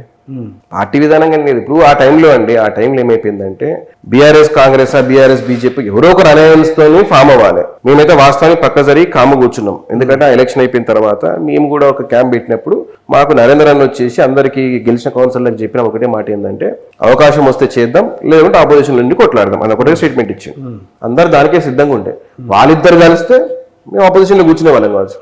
వాళ్ళు కలవలేకపోయారు కాబట్టి మాతో ప్రయత్నం చేసిన దాంట్లో ఉన్న పెద్దలందరూ కలిసి సరే ఒక ఎందుకు బీఆర్ఎస్ ని పక్కన పెట్టారన్న ఉద్దేశంతో ఆ రోజు కలిసిన కలయిక తప్ప ఆ తాత్కాలికం. ప్లస్ అది ఓన్లీ ఆ మున్సిపాలిటీ అంశాల వరకే, పార్టీలతో సంబంధం లేదు. హైడ్రా మీ మున్సిపాలిటీ పరిధిలో ఏమైనా చర్యలు చేసిందా? అంటే చేసిందండి. అంటే పార్క్ స్థలాలు కాపాడడం కానీ పార్క్ స్థలాలు ఏమైనా చేసి ఉన్నాయండి. అంటే తిరుమల హిల్స్లో పార్క్ స్థలాలు కానీ, వెంకటేశ్వర కాలనీలో కానీ, ఈ 2 ప్లేసులలో కూడా, ఇంకొన్ని ఎక్నంపూర్లో కూడా కొన్ని ఉన్నాయి. అవి వాళ్ళు ఇంకా పరిశీలిస్తున్నారు. ఈ రెండిట్లలో కూడా వాళ్ళు ఫెన్సింగ్ వేయడం కానీ ఇవన్నీ జరిగినాయి. అంటే హైడ్రా మంచి పేరు తీసుకొచ్చింది అనుకుంటున్నారా? దానివల్ల అదే విధంగా చెడు కూడా జరిగింది మీకు? రెండండి. ఇప్పుడు ఒకటి ఏంటంటే కాంగ్రెస్ పార్టీ చేసిన పెద్ద మిస్టేక్ ఏంటంటే మా సోషల్ మీడియా ఏ లెవెల్లో అయితే ఎలక్షన్ ముందు యాక్టివ్ ఉండేదో ఆ లెవెల్లో ఈరోజు యాక్టివ్ లేదు. ఆ యాక్టివ్ లేకపోవడం వల్ల ఏమైపోయిందంటే బీఆర్ఎస్ వాళ్ళు చూపించిన ఎవరైతే బాధితులకు ఏడుపులు ఏనబడ్డాయి తప్ప దీనివల్ల జరిగిన మంచి అనేది కంప్లీట్ పబ్లిక్కి రీచ్ అవ్వలేకపోతుందనే ఉద్దేశంలో మేము కూడా ఉన్నాం. ఎందుకంటే చాలా ప్రభుత్వ స్థలాలు కాపాడింది హైడ్రా. రోజు పేపర్లు వస్తున్నాయి, ఇన్ని 100 ఎకరాలు, దగ్గర 10 ఎకరాలు, దగ్గర 1000 గజాలు ఇట్లా కాపాడినాం, ఫెన్సింగ్ చేసినామని చెప్పేసి అత్యద్భుతంగా పనిచేస్తున్నారు. కానీ అది పబ్లిక్ లో రీచ్ అవ్వకుంటే ఏమైపోయిందంటే ఆబ్వియస్గా కొన్ని ప్లేసెస్లో ఏమైతుందంటే వీళ్ళే కబ్జా చేసేటోళ్ళు పేదవాళ్ళు ఎవరు కబ్జా చేయరు, పెద్దోళ్ళే కబ్జా చేసి పేదవాళ్ళు కూర్చోబెడతారు. కూర్చోబెట్టినప్పుడు ఆ షెడ్లు తీసేసినప్పుడు ఆబ్వియస్గా వాళ్ళకి బాగా కలుగుతుంది. సోషల్ మీడియాలో అన్ని యాక్టివ్గా అంతే వస్తాయి కాబట్టి ఇప్పుడు న్యూస్ అనేది విషయం అనేది ఫ్యూ సెకండ్స్ స్ప్రెడ్ అయిపోతుంది. మీ వరకు మంచి జరిగిందా? తప్పకుండా అండి. హైదరాబాద్ వల్ల మంచి జరిగింది అనుకుంటా. మీ మున్సిపాలిటీ తప్పకుండా కదా. ఇప్పుడు ప్రభుత్వ స్థలాలు, పార్క్ స్థలాలు ఏవైతే ఉన్నాయో అది కోర్టు కేసులలో నిండు. అంటే మీ మున్సిపాలిటీ తరఫున కూడా వాళ్ళ అధికారులు యాక్షన్ ఎందుకు తీసుకోలేకపోయారు అన్న దాని విషయం లేదంటే కోర్టు పరిధిలో ఉన్నాయి కాబట్టి ఇప్పుడు ఎవరు డిస్టర్బ్ చేయలేదు. కానీ ఇప్పుడు కొన్ని ఏంటంటే కొన్ని వాళ్ళకున్న పక్కా సమాచారంతో ఎగ్జాక్ట్ డాక్యుమెంటేషన్ తో కొన్ని పార్క్ స్థలాలకు వాటికి వీటికి వీళ్ళు ఫెన్సింగ్ చేసి కాపాడిన స్థలాలు. కాంగ్రెస్ పార్టీ అధికారంలో రావడానికి చాలా మంది పనిచేస్తారు. వాళ్ళకి ఎంతవరకు గుర్తింపు ఇచ్చారు? అలాగే పదవుల విషయంలో మీరు ఏమైనా అప్లికేషన్ పెట్టున్న గవర్నమెంట్కి? మేము పర్సనల్గా అయితే ఏం పెట్టలేండి. కాకుంటే మాత్రం ఇక్కడ మార్కెట్ కమిటీ డైరెక్టర్స్ అవి ఇవి వేసినప్పుడు మాత్రం కాంగ్రెస్ పార్టీకి పనిచేసిన వాళ్ళకి తక్కువ గుర్తింపు వచ్చిందనే దాంట్లో ఉన్నాం మేము. అంటే ఇప్పుడు మా కాన్స్టిట్యున్సీ వరకు చూసుకుంటే ఏమవుతుంది, మాకున్న 2 మార్కెట్ కమిటీలు 2 మా పరిధిలో వస్తాయి. అంటే 1.5 2 అటు ఇది నార్సింగ్ మొత్తం వస్తుంది, అటు మాకు అది కూడా ఉంది. కాకుంటే గుడి మల్కాపూర్ రోడ్ కాబట్టి దాంట్లో డైరెక్టర్ల పదవిలు ఇచ్చినప్పుడు ఏమైపోయిందంటే అందరికి సమన్యాయం ప్రకారం అందరికి నిన్నట్టు పంచి చేసి మీద ఇంకొంచెం కాంగ్రెస్కి రిప్రజెంటేషన్ ఉంటే బాగుండన్న ఫీలింగ్. అదే కాకుండా పార్టీ పదవులలో కానీ ఇక్కడ కానీ కష్టపడ్డ నాయకులకు గుర్తింపు ఉందా లేదా అంటే ఒకటండి. ఇప్పుడు ఏం ఆశించకుండా పనిచేసే కార్యకర్తలు ఉంటారు, చిన్న చేసి కూడా మాకు గుర్తింపు లేదన్న దాంట్లో ఉంటారు. బాధపడ్డ వాళ్ళు ఉన్నారు, మాకు ఎటువంటి బాధ లేదన్న వాళ్ళు కూడా ఉన్నారు. మీకు తెలిసిందే మా కాంగ్రెస్ పార్టీలో ప్రజాస్వామ్యం ఎక్కువ. ఏదైనా బాధ ఉంటే బయటకు చెప్పుకునే స్వాతంత్రం మా దాంట్లో ఉంది కాబట్టి బయట చెప్తారు కాబట్టి పబ్లిక్ లో కొంచెం అంటే మీడియాలో కొంచెం హైలైట్ చేశారు కార్యకర్తలు సంతోషంగా లేరు అనే విషయంలో. మీ వరకు మున్సిపాలిటీ పరిధిలో మీరు గమనించిన ప్రధాన సమస్యలు? ఇప్పుడుకున్న మెయిన్ సమస్య అండి కనెక్టివిటీ, రోడ్ కనెక్టివిటీ అనేది చాలా ఇష్యూ. మీరు అన్నట్టు మీరు ఇంత ఒక క్వశ్చన్ అడిగారు, మనం జనాభా పెరిగేదానికి ఎంత ప్రిపేర్గా ఉన్నారు మీరు అన్నది. దాంట్లో ఏమైనా రోడ్ కనెక్టివిటీ ఇష్యూ ఉన్నారు. ఇప్పుడు అల్కాపూర్లో రోడ్ నెంబర్ 13 నుంచి రేడియల్ రోడ్ కనెక్టివిటీ కూడా అవసరం. కాకుండా అక్కడ బై మిస్టేక్ అప్పట్లో హెచ్ఎండి అనే అక్కడ పర్మిషన్ ఇచ్చింది కాబట్టి ఆ బిల్డింగ్ ని టచ్ చేయలేక ఇప్పుడు ల్యాండ్ అక్విజిషన్ ఉంది. ఇప్పుడు రేట్లు బాగా పెరిగిపోయినాయి. ఆ ల్యాండ్ అక్విజిషన్ కి రైతులు కూడా అంత ఈజీగా ముందుకు రారు. టీడీఆర్లు ఇస్తే తీసుకునే పరిస్థితులు లేరు. దానికి ఏదైనా చుట్టుపక్కల కంపెన్సేషన్ వారు ఎట్లా మాట్లాడేది ఆ ప్రయత్నాలు సాగుతున్నాయి. మొన్న కూడా మేము రీసెంట్ గా హెచ్ఎండి కమిషనర్ సర్వరాజ్ గారిని కూడా కలిసి ఇప్పుడు మీరు ఆ రేడియల్ రోడ్ రేడియల్ రోడ్ 5 ప్రకారం చూసుకుంటే మీకు ఆ ల్యాండ్ క్వీల్స్ నుంచి వచ్చిన రోడ్ ఉంది కదా, అది కూడా ఇప్పుడు మాకు ఐఏఎస్ ల్యాండ్ కూడా మాకు ఇప్పుడు గవర్నమెంట్ కి చేతికి వచ్చేసింది కాబట్టి ఆ రోడ్ ఇట్లా కరువు తిరిగి మొత్తం తిరగకుండా కొంచెం స్ట్రైట్ కూడా గుట్టను కట్ చేసుకుంటే స్ట్రైట్ కూడా అంటే పెద్ద కటింగ్ కూడా అవసరం లేదు, స్లోప్ ఉంది, అది చేసుకుంటే అదొక కనెక్టివిటీ. ఇప్పుడు ఆ బీఆర్సీ దగ్గర ఒక కనెక్టివిటీ. ఈ మిలిటరీలో మాత్రం ఇది సెంట్రల్ గవర్నమెంట్ చేతులు ఉంది. రిప్రజెంటేషన్ అయితే పంపించాం, చాలాసార్లు మున్సిపల్ నుంచి పంపించాం, మేము కూడా పంపించాం. కానీ అది ఎంతవరకు అవుతుంది అనేది సెంట్రల్ గవర్నమెంట్ ఇష్యూ కాబట్టి మేము అది మాట్లాడలేకపోతున్నాం. బట్ ఈ రేడియల్ రోడ్స్ ఎక్కడ వరకు అవుతున్నాయో మేమైతే ఒక డౌన్ లైన్ మేము మొన్న కలిసిన ప్రకారం మాకు ఒక 6 to 8 months లో మాకు రిజల్ట్స్ వస్తుంది అని చెప్పి చాలా కాన్ఫిడెంట్ గా చెప్పారు. రోడ్ కనెక్టివిటీ విషయంలో మరి వర్షం పడితే ముంపుకు సంబంధించి మరి ముంపు ప్రాంతాలు అనేదండి ఇప్పుడు ఒకటండి, ముంపు ప్రాంతాలు అంత పెద్దగా మణికొండ మున్సిపాలిటీలు లేవు. ఉన్న కాడికి కూడా ఏమైపోయినాయి అంటే కొన్ని స్టామ్ వాటర్ లైన్స్ బ్లాక్ అయిపోవడం, కొన్ని స్టామ్ వాటర్ లైన్స్ పాత ఏవైతే ఉన్నాయో అవి ఇంకొంచెం అవి రెక్టిఫై చేయాల్సి ఉన్నాయి. అవన్నీ కూడా ఇప్పుడు ఈ వర్షాల తర్వాత టేకప్ చేస్తామని ఆల్రెడీ కమిషనర్ గారు కూడా మేము రిప్రజెంటేషన్ ఇచ్చినప్పుడు కమిషనర్ గారు కూడా హామీ ఇచ్చారు. వాటిని విజిట్ కూడా చేసారు. ఇన్ఫాక్ట్ ఎక్స్ చైర్మన్ గారు విజిట్ చేసిండ్రు, ఎమ్మెల్యే గారి దృష్టికి కూడా ఉంది, అది అందరు విజిట్ చేసి చూసినారు. అవన్నీ కూడా కొంచెం క్లియర్ అయితే అటువంటి సమస్యలు కొంచెం తక్కువ. మీరు అన్న పెద్ద లెవెల్లో అయితే లేదు, ఉంది లేదని అంటలేం, కానీ అంత ఇంపాక్ట్ అయ్యే లెవెల్లో అయితే లేదు. ఎందుకంటే వాటర్ మళ్ళీ ఆ స్టాగ్నెట్ అయినా విత్ ఇన్ ఫ్యూ అవర్స్ లో మళ్ళీ ఫ్లో వెళ్ళిపోతాయి, వాటర్ ఫ్లో వెళ్ళిపోతాయి. బట్ ఏంటంటే ఆ పడ్డ టైంలో కూడా స్టాగ్నెట్ అవ్వద్దు అనేది మాకు. కాంగ్రెస్ పాలనలో మీకు బాగా నచ్చిన అంశం రేవంత్ రెడ్డి గారి ద్వారా మీరు నేర్చుకున్న అంశం ఏమైనా ఉందా? ఫస్ట్ థింగ్ ఒకటి ఏంటంటే మీకు ఇదివరకు మెన్షన్ చేసిన కక్షపూరిత రాజకీయాలు చేస్తలేరు, అది నాకు నచ్చింది. ఎందుకంటే అటువంటి రాజకీయాలు అటువంటి వ్యవస్థ ఎక్కడ కూడా మంచిది కాదు. అంటే వాస్తవానికి అందరి కార్యకర్తలాగా నేను కూడా అనుకున్నా, కేటీఆర్ లోపలేస్తారేమో, కేసీఆర్ గారిని లోపలేస్తారేమో, ఇటువంటి సీన్స్ జరుగుతాయేమో. ఎందుకంటే అప్పుడు చాలా హింస పెట్టింది. ఎందుకంటే మమ్మల్ని కూడా అండి, ఇప్పుడు ఎగ్జాంపుల్ ఒక ధర్నా కార్యక్రమం ఎత్తుకుంటే పొద్దున్న లేసరికి పోలీస్ జీపీ ఇంటి ముందు ఉంటుంది. మీ ఇంటి దగ్గర అందరి ఇంటి ముందు, మా ఇంటి దగ్గర అందరు కాంగ్రెస్ అందరి ఇంటి ముందు ఉంటుంది. తీసుకెళ్తారు, స్టేషన్లో కూర్చోబెడతారు. పర్సనల్ పని అర్జెంట్ పని ఉందని పోనీరు. మేము పోతున్న ధర్నా కన్నా కూడా ఆ లెవెల్లో అంత మైక్రో మేనేజ్మెంట్, అంత ఆ లెవెల్లో మమ్మల్ని నిలిచిపెట్టారు. అట్లాంటిది ఏం లేదు. ఇప్పుడు అట్లాంటి మీరు అన్నట్టు బీఆర్ఎస్ నాయకులు పోలీస్ స్టేషన్లో పోయి ఇప్పుడు ఏదైనా ఫిర్యాదు అంటే చేసుకుంటలేరా? చాలా ఫ్రీగా చేసుకుంటారు. అటువంటిది అప్పుడు లేదు. అది అప్పుడు ఏంటంటే మొత్తం అంతా రాజుల ధోరణి లెక్క, రాజు చెప్పింది రైట్, రాజే కరెక్ట్ అన్న పద్ధతిలో పోయింది. అప్పుడు ఇప్పుడు ప్రజాస్వామ్యం ఉంది. కాంగ్రెస్ పార్టీ అంటే కాంగ్రెస్ పార్టీలో నచ్చిన నాకు ముఖ్య అంశం అదే. ప్రజాస్వామ్యాన్ని ఎప్పుడు కూని చేయరు వాళ్ళు. ప్రజాస్వామ్యాన్ని ఎప్పుడు కూడా బతికిస్తారు. ప్రజాస్వామ్యంలో ఉంటాం, నమ్ముతాం మేము. ఆ పార్టీ సిద్ధాంతం కూడా అదే, మా నమ్ముతాం. అటువంటిది చేసిరు. అదే కాకుండా ఏంటంటే ఒకటి ఇదివరకు చూసుకుంటే రాజశేఖర రెడ్డి గారి ప్రభుత్వం ఉన్నప్పుడు, కాంగ్రెస్ పార్టీ ప్రభుత్వం ఉన్నప్పుడు హైదరాబాద్ చుట్టుపక్కల అన్ని డెవలప్మెంట్స్ అప్పుడే జరిగినాయి. జిఎంఆర్ ఎయిర్పోర్ట్ కానీ, రింగ్ రోడ్ కానీ, అవన్నీ కూడా ఆ టైంలో ఫేజ్ 1 అప్పుడే అయిపోయింది. 126 కిలోమీటర్స్ ఏమో జరిగింది. అది జరిగింది. జిఎంఆర్ ఎయిర్పోర్ట్ లాంచ్ అయింది. ఇవన్నీ మన పీనర్స్ ఫ్లైఓవర్ కానీ ఇటువంటి డెవలప్మెంట్ చేసినప్పుడు అప్పుడు కంపెనీస్ అన్ని కూడా వచ్చినాయి. బై డిఫాల్ట్ ఏమైతుందంటే మనకున్న ఇన్ఫ్రాస్ట్రక్చర్ పట్టే బయట నుంచి ఐటీ ఇన్వెస్ట్మెంట్స్ కానీ వాట్ ఎవర్ అవి వస్తుంటాయి.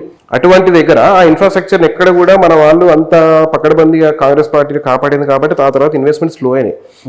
ఇంకోటి ఏంటంటే కేటీఆర్ గారికి సోషల్ మీడియా ఎక్కువ, సోషల్ మీడియా రీచ్ ఎక్కువ కాబట్టి ఆబ్వియస్గా ఏంటంటే ప్రతి కంపెనీ నేనే తెచ్చిన అన్న చెప్పారు. కానీ మీకు ఆబ్వియస్గా కంపెనీ వచ్చేటప్పుడు కేటీఆర్ చెప్పిన ఎవరు రారు. కేటీఆర్ చెప్పారని నేను ఎవరో సీఎం గారు చెప్పారని రారు. వాళ్ళకున్న అనుకూలమైన ఇన్ఫ్రాస్ట్రక్చర్ కానీ, మన పాలసీ విధానం కానీ ఇటువంటి దాంట్లో చూసుకునే వాళ్ళు వస్తారు తప్ప అటువంటి దాంట్లో వచ్చినాయి. కాకుండా ఏంటంటే ఆయన పబ్లిసిటీ ఎక్కువ చేసుకున్నాడు. ఇప్పుడు మా శ్రీధరబాబు గారు ఐటీ మినిస్టర్, ఆయన యూఎస్ నుండి వచ్చిర్రు, ఆయన అన్ని తెచ్చిర్రు.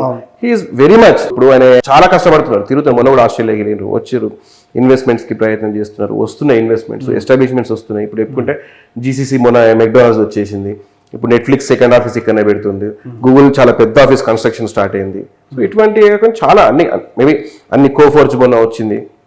ఇట్లా అన్ని ఐటీ కంపెనీసే కాకుండా అన్ని రకమైన దాంట్లో ఎస్పెషల్ హెల్త్ సెక్టర్ మీద బాగా కాన్సన్ట్రేట్ చేస్తారు మన వాళ్ళు. సో ఇంకోటి చిప్స్ దాని మీద కూడా మైక్రో ఇటువంటి. So everything in all sectors కూడా గవర్నమెంట్ ని ముందుకు తీసుకోబోతే అన్ని సెక్టార్స్ కవర్ చేసుకుంటారు. శ్రీరాబాబు గారు చాలా అత్యద్భుతంగా తీసుకోబోతున్నారు కాబట్టి అవుతున్నాయి.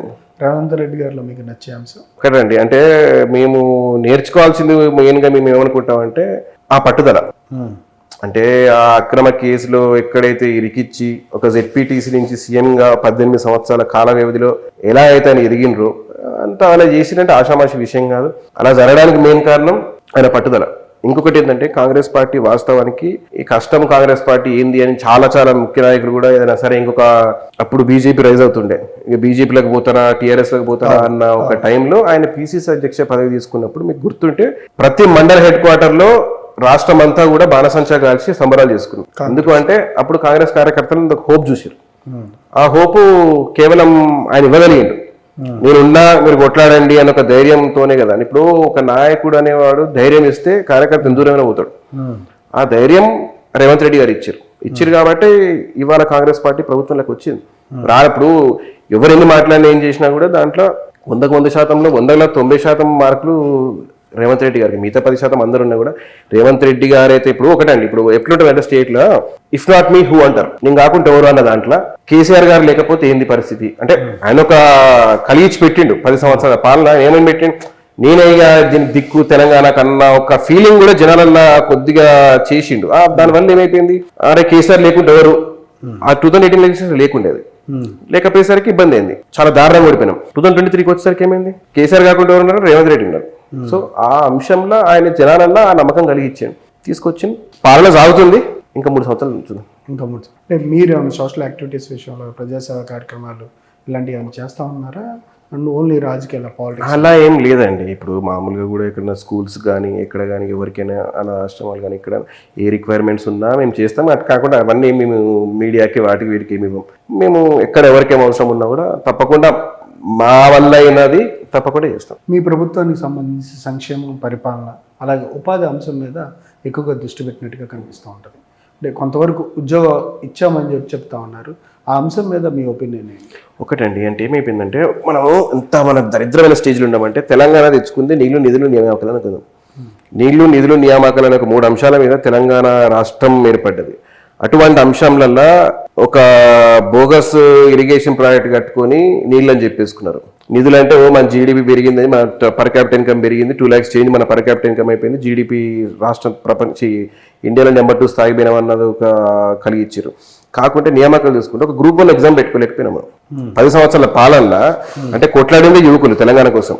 ఆ రోజు కొట్లాడేదంతా యువకులు ముందుండి ఉద్యమం నడిపారు. ఆయన కేసీఆర్ గారు ఆ రోజు ఉద్యమం విరమిస్తే కూడా ఆ ఓయూ విద్యార్థులు లేకపోతే ఉద్యమం కంటిన్యూ కాకపోయేది. అటువంటి దగ్గర మనం గ్రూప్ 1 ఎగ్జామ్ ఇచ్చుకోలేం. కేసీఆర్ గారు అంతా దృష్టి అంతా ఎట్లా పెట్టారంటే ఆయన తెలివి ఎందుకంటే ఎవరికి ఎందుకు ఆలోచన రాకుండా 10 సంవత్సరాలు ఎట్లా రాయించుకున్నారంటే, మీకు ఎప్పుడైనా గుర్తుపెట్టుకొని పోలీస్ కానిస్టేబుల్ ఉద్యోగాలు కానీ ఇటువంటి ఉద్యోగాలు ఏంటంటే బల్క్ లో ఉంటాయి. ఇప్పుడు ప్రతి ఊర్లో కానిస్టేబుల్, ఎస్ఐ ఇటువంటి వాళ్ళు ఉంటారు. గ్రూప్ 1 చేసే వాళ్ళ ఫిల్టర్ చాలా తక్కువ ఉంటుంది. గ్రూప్ 1, గ్రూప్ 2 ఫిల్టర్ తక్కువ ఉంటుంది. ఈ ఉద్యోగాలకి ఉంటుంది. ఇప్పుడు ఆ పోలీసు నియామకాలు చేసుకుంటూ వెళ్ళిపోయాడు. ఆ నియామకాలు చేసుకుంటే పోయేసరికి ఏమైపోయింది, జనాలు అంటే నేను ఉద్యోగాలు ఇచ్చామంటారు, ఒకటే ఇచ్చి ఇంకేం చేయలేదు. అటువంటిది వాళ్ళ గ్రూప్ 1, గ్రూప్ 2, గ్రూప్ 3 ఇవన్నీ ఎగ్జామ్ కండక్ట్ చేసుకున్నాం. ఇప్పుడు మొన్న నర్సింగ్ స్టాఫ్కి ఇచ్చిర్రు, గ్రూప్ 1కి ఇచ్చిర్రు. మళ్ళీ మొన్న రీసెంట్గా మళ్ళీ రెవెన్యూ ఆఫీసర్స్ని అపాయింట్ చేసి మళ్ళీ వాళ్ళకి అపాయింట్మెంట్ లెటర్స్ ఇచ్చిర్రు. ఆబ్వియస్ కేసు రేవంత్ రెడ్డి గారు అంశం మీద చాలా కొట్లాడారు కాబట్టి దాని ఒక పండగలాగానే దాన్ని చేసుకుంటా అందరికి ఇచ్చుకుంటా వెళ్తున్నారు. సో ఈ నియామకాల దృష్టిలో అయితే ముందు శాతంలో చాలా వరకు సక్సెస్ అయింది కాంగ్రెస్ పార్టీ. కాలనీ అసోసియేషన్ ప్రెసిడెంట్లు కావచ్చు, కాలనీ వాసులకి మీరు ఎంతవరకు అందుబాటులో ఉంటారు? ఏమైనా సమస్య చెప్పినప్పుడు మీ స్పందన ఎట్లా ఉంటుంది? అందరితో అందుబాటులో అట్లేం లేదు. ఏ కాలనీ అసోసియేషన్తోనైనా మేము చాలా ఫ్రెండ్లీగా ఉంటాం. ఒకటే అండి, మీరు అన్నట్టు నేను ఇది వరకు కూడా చెప్పాను, ఎమోషనల్ బాండింగ్ ఉందండి అందరి దగ్గర. మాకు మధ్యలో ఫిల్టర్లు ఉండవు, మేమే డైరెక్ట్ ఉంటాం ఎవరికైనా. కాలనీ అసోసియేషన్ ప్రెసిడెంట్, సెక్రటరీల వరకే కాదు, కాలనీ ప్రజలతో కూడా మేము అంతే మమేకమై ఉంటాం. కాలనీ ప్రెసిడెంట్లు ఏమున్నా కూడా వాళ్ళ సమస్యలు ఏమైనా ఉంటే కూడా వాళ్ళు ఇప్పుడు అధికార పార్టీలు ఉంటాం కాబట్టి మాకు ఒకసారి చెప్తారు. ఆబ్వియస్ ఎక్కువ చెప్తారు. ఇప్పుడు ఎవరుతో అవుతుంది పని అన్నప్పుడు చిన్న దాంట్లో ఆలోచించుకుంటారు, పోతారు, చేస్తారు కూడా మా దగ్గరకు వచ్చి ఏదో వచ్చినా మేము చేసి పెడతాం, చేస్తుంటాం. అట్లేం లేదు. అందరితో కూడా మాకు ఆ ఫ్రెండ్లీ అట్మాస్ఫియర్ ఉంది. మీ భవిష్యత్తు లక్ష్యం ఏంటి? ఒకటేనండి, ప్రజా జీవితంలోకి వచ్చినాం.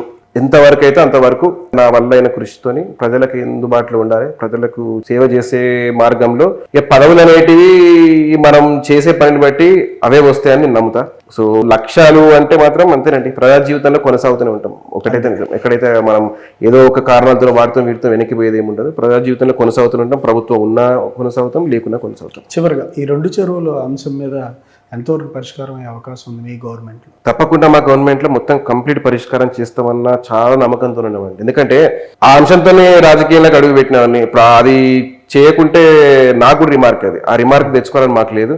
ఖచ్చితంగా దాని గురించి మేము పని చేస్తున్నాం, దాని ఫలితం చూపిస్తాం. మేము ప్రస్తుతం దోవల నివారణకి ఏమైనా చర్యలు తీసుకుంటున్నామండి. ఆ గుర్రపు డెక్క అనేది ఎప్పటికప్పుడు తీస్తుంటాం. గుర్రపు డెక్కతో వచ్చే సమస్య ఏంటంటే అది పెరుగుతూనే ఉంటుంది, అది నిరంతరం, అది దాన్ని మనం ఏం చేయలేము.